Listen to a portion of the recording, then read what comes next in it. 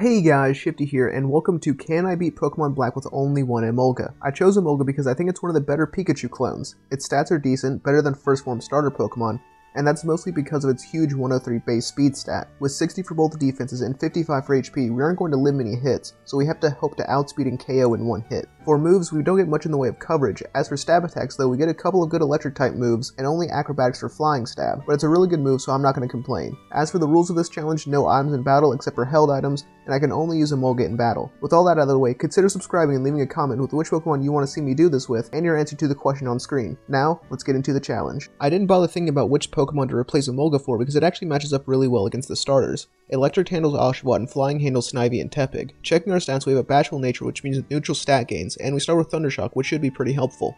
After listening to Ghetsis' speech, N battles us and leads with his Purloin, which goes down in 4 Thundershocks and barely does any damage to us. At the end of Route 2, Bianca wants a battle, and she leads with Lillipup, which is a 2-shot with Thundershock and never gets a chance to deal any damage. Next is Snivy, and it takes about a 5th from Thundershock. Seeing how little it did, I switched to Quick Attack, and that was a lot better, and after a few more, the battle was won. At the trainer school, Sharon leads with Oshawott, which is nearly a 1-shot with Thundershock. It holds on and heals with a berry, but goes down to a second one. Second is Purloin, and it takes just under half from Thundershock, so 2 more finish the job. In the first gym, we get matched up against Cress, who leads with Lillipup and takes just under half from a Thundershock and hits back with a weak bite. Next turn, a second Thundershock gets the KO with a crit. Next is Panpour, which is nearly O-code from a crit. Cress heals on the next turn, but 2 more Thundershocks take out the Panpour, winning us our first gym badge, and maybe your subscription if you're enjoying the content. After we get into Route 3, Sharon just has to battle us again, so we agree. He leads with Oshawott and it goes down to 2 Thundershocks without even touching us, and next is Purloin, which is also a 2-shot. Once we make it to Nectarine, we have to battle N again, but this time his team is looking a bit better. He leads with a Pidove, which is a 1-shot with Thundershock. Second is Temple, which lives on 1 but doesn't even attack us, and last is Timber, which goes for a bide but goes down before it can unleash its power. Onward to the gym. Lenora leads with Herdier, which has Intimidate, so our attack is permanently lowered for this battle. Luckily, Thundershock isn't doing too bad damage-wise, but I decided to try Spark, which is physical, but it just misses the KO. As I know Lenore's going to heal, I take the chance to Tail Whip and lower Herdier's defense, and now Spark is looking much better. On the next turn, however, Herdier goes for a takedown, which brings it to just 1 HP and takes itself out in the process. Next out is Watchog, and its crunch is just too much for Emolga, and we black out.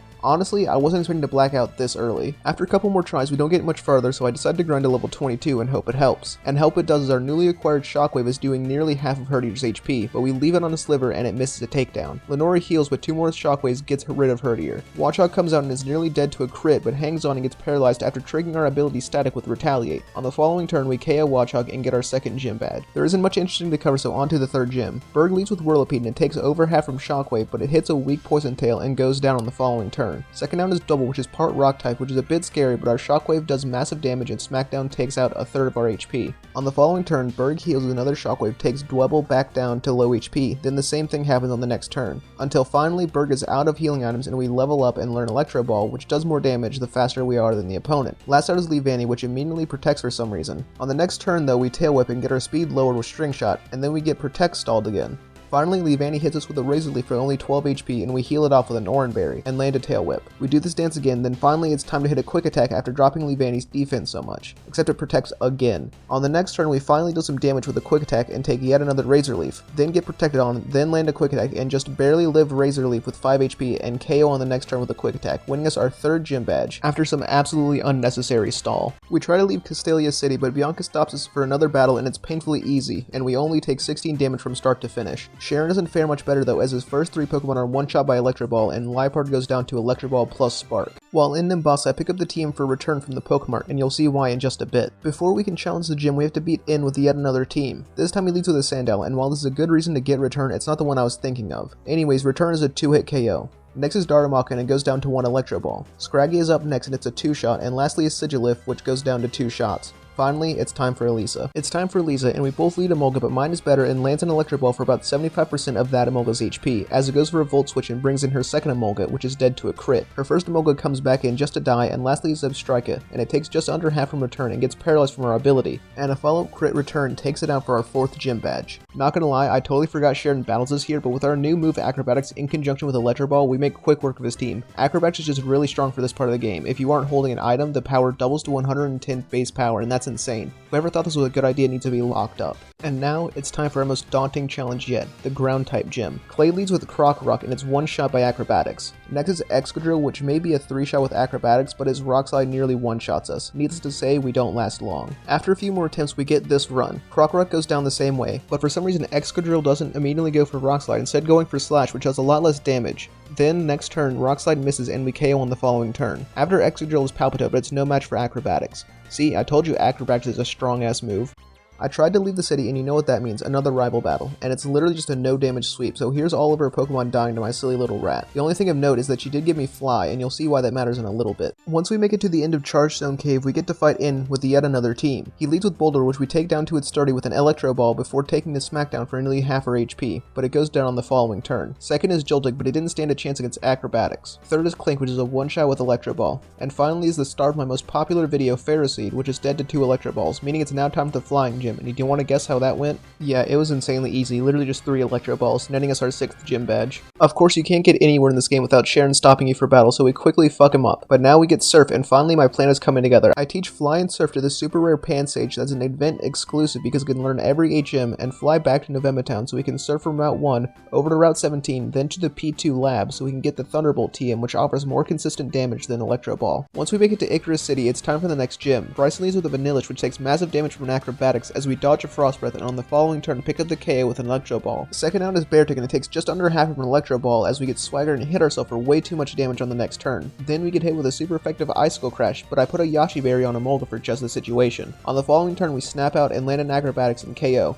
And the same thing goes for Cryogonal, winning us our 7th gym badge. After some story stuff happens in the desert ruins, we get to battle Bianca again. And again, it's super easy, just one shot after one shot, except for her Musharna, but it didn't do anything. Meaning nothing is stopping us from challenging the last gym leader Drayden, and nothing is stopping you from subscribing if you made it this far into the video. Drayden leads with a Fracture, which can I just say is such a hard name for a Pokemon. However, our acrobatics hit harder and it one-shots it. Next is Druddigon, but a combination of acrobatics and Thunderbolt takes it out. And last is Haxorus, which nearly gets one shot by acrobatics but hangs on and sets up a Dragon Dance. Drayden heals on the next turn, but a combo of Thunderbolt and acrobatics finish off the battle, leaving my rat the victor over Drayden's puny dragons. Oh, you wanted to go somewhere? Guess what, Sharon is there and he wants to battle. But again, he gets his shit blown up. I mean, Emolga just really goes crazy on him. Like, it's a bloodbath. Before we go into the Elite Four, here are our stats at level 55. Fast and frail, and I wouldn't have it any other way. We're going with 2 electric moves because 1, we don't get much else, and 2, Discharge actually has a good chance to paralyze if we need that. Also, I 100% of those single-use gems that boost a move's power just in case we need them. Into the Elite Four we go, and of course we have to start with Marshall. I mean, it's literally a 90-10 matchup for us, right? Well, we do lose a couple of attempts, but after about 7 minutes we get this attempt. He leads with a Throw, which is a one-shot with acrobatics, and next is his brother Sock, which has the ability Sturdy, so I opt to go for Discharge to break it, and then he gets paralyzed, but not before managing to land a Stone It to bring us to only 30 HP. On the following turn we KO with acrobatics. Third is Conkeldurr, which we managed to KO with a single acrobatics, and last is Mienshao, which is too frail to take an acrobatics, winning us the battle. Caitlyn leads with Reuniclus, which only takes about 75% from an acrobatics, which is our strongest move, and although we dodge Thunder, I still don't want to have to bank on it missing, so I equip a Flying Gym for the next attempt. She leads with Reuniclus, which goes down to 1 Flying Gym boosted acrobatics. Next is Sigilyph, which goes down to 1 Thunderbolt. Third out is Gothitelle, which takes a little over half from acrobatics and goes down on the following turn. And last is Musharna, which is also a 2-shot with acrobatics. Now you might be wondering why acrobatics killed Reuniclus if I was holding the Flying Gym, since acrobatics only doubles in power if Emolga is not holding an item. Well, that's because the Flying Gym is technically consumed before acrobatics is used, so we get both the boost from the gym and from not holding an item. Third on the list is Grimsley, who leads with a Scrafty that can't stand up to an acrobatics. Second is Crocodile with Intimidate, but even with -1 attack, acrobatics still does about 75% and Foul Play only does about a third, and on the following turn we can KO the Crocodile. Third is Liepard, which takes massive damage from acrobatics but attracts us. However, we still manage to land a Thunderbolt for the KO. With just his Bisharp remaining, it manages to live a Thunderbolt as we just barely live a Night Slash with 21 HP remaining and KO on the next turn with Thunderbolt.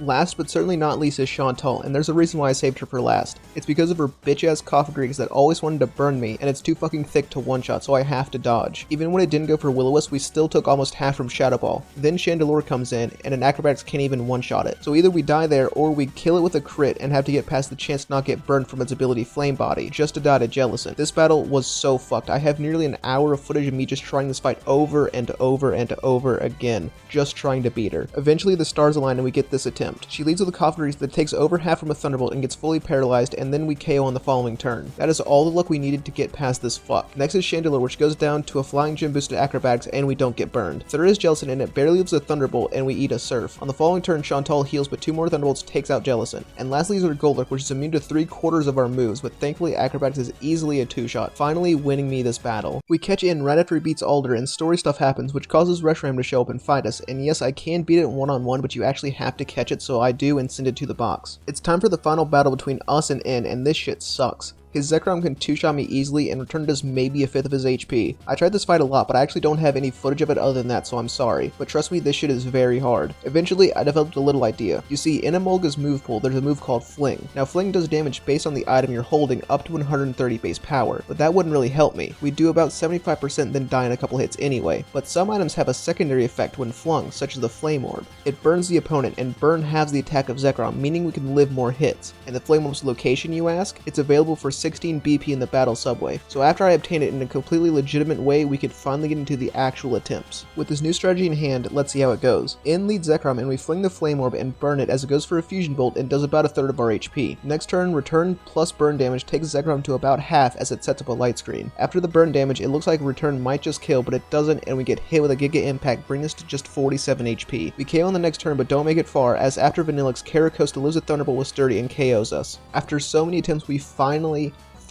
get this one. Zekrom gets burned and we take a Fusion Bolt. Return brings it to about half as it sets up a light screen, and then Return crits to KO Zekrom. Vanillix is also a crit with acrobatics. Caracosta lives Thunderbolt due to light screen, but we dodge the Stone Edge and KO on the following turn. Archeops is next and it's a 1-shot with Thunderbolt. Fourth is Klinklang, and it takes about 75% from Thunderbolt and hits back with a Flash Cannon to bring us to just over half HP. And finally is in Zoroark, which is a 1-shot with acrobatics. This fight is pure luck, but I really didn't want to have to go up some levels just to beat it, and I'm glad I didn't. But there's no time to rest now, as we have to beat Ghetsis. We can change our moveset before the battle starts, so we have to use Fling to not get burnt by the Flame Orb. However, we just get Toxic for our troubles, and we don't make it much further than that. This Toxic is really a problem, so I decided to put a Pecha Berry on Emolga to immediately heal the poison. However, a Thunderbolt plus Acrobatics combo just isn't enough to KO Cofagrigus reliably, and even when we do, we still have to get past Bisharp's Stone Edge. Eventually, I cave and go to level 65, but it doesn't change much. We only get past Bouffalant a handful of times. Then, with level 70, still not much changes. We get past Bouffalant more, but we're still losing. Even at level 75, we still lose. It's much more doable now, though we still have to get past Bisharp's Stone Edge, as well as having our Pecha Berry be consumed, otherwise Acrobatics is useless. That's when I have an epiphany. We still have Fling. What if we used Fling to always get past Cofagrigus? Fling goes up to 130 base power. That's enough to always one-shot Cofagrigus. But what item does this? The Iron Ball. And the Iron Ball is available from the Battle Subway for 64 BP, but that still leaves Bisharp in its Stone Edge. Well, Thunder is a viable TM in Icarus City, and it's always a one-shot if it lands, and I'd rather risk a 70% chance to land Thunder instead of a 20% chance to dodge Stone Edge. And on our first attempt with these new strategies in place, we one-shot Cofagrigus. We one-shot Bisharp. Bouffalant takes massive damage from Acrobatics, but hits a massive head charge in return for over half our HP, but we managed to take it down. Next is Hydreigon. Return takes it to the red, we barely live a Dragon Pulse, and a second Return KOs. Next is Seismitoad, which just barely lives in Acrobatics, but it misses the attack, so we KO. Lastly is Electros. Return does great damage, but we go down to a Wild Charge.